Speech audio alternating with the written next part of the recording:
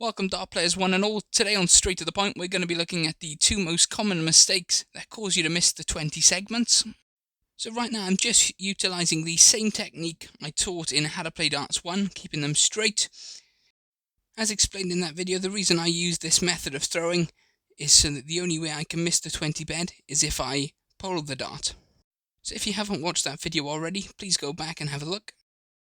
I'll leave a link in the description below. But now let's have a look at pulling the dart. So pulling the dart is literally at the point of release when you slightly turn to an angle. So I'm just going to pull the dart to my left firstly. As you can see, the effect it has on my wrist after the throw and the result it has on the dartboard by putting the dart into the 5.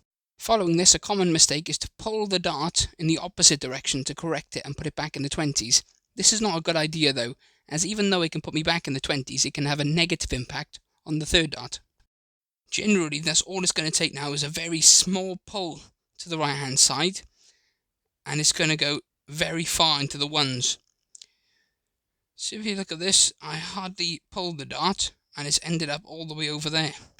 It's exacerbated more than it would have been, because I've pulled the dart so much on the throw before it. To stop pulling the darts, it's best to be central, and to keep your wrist and your grip quite light. Make sure your arm is completely relaxed. Being tense is the main cause. Now the next is to stand offline, so I'm just standing to the far left now, and I'm going to try and keep all the darts straight. Which can be done, it's just about keeping that arm straight even though you're throwing horizontally.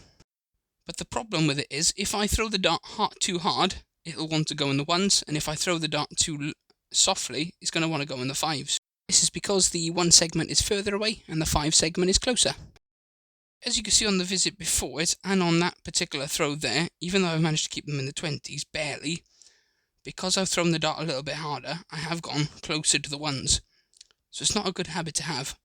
On this next throw, I'm intentionally going to throw the darts quite a bit softer, and they should end up roughly in the 5s, or that side of the 20s, or even dropping a bit low. So that dart has gone low, first dart has gone in the 5, and that dart, even though I found the range on the treble, I've still gone into the 5.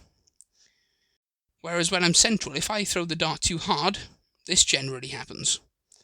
I go high, but as long as I keep the dart straight, I'm still scoring big 20s, and if I throw the darts too soft, the opposite happens, but I'm still scoring 20s.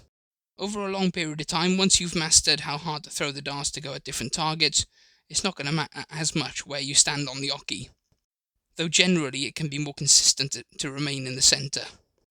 But after years and years of playing, you can pretty much stand anywhere and still get the same results by just judging how hard to throw the darts. But you are making life harder for yourself, because you're also having to learn very quickly how hard to throw the dart to get to certain targets, whereas if you're central, finding the 20s is much easier. To me, it's no coincidence that Ted Hankey and Stephen Bunting use ultralight darts and stand right off the right-hand side of the oche and both favour double 12. It's because it's right at the end of their throw. It's the furthest target that they're throwing at. So if they throw a maximum power, they found the target as long as they haven't pulled the dart.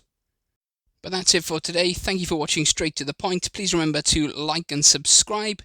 And as always, I really do hope this helps your game.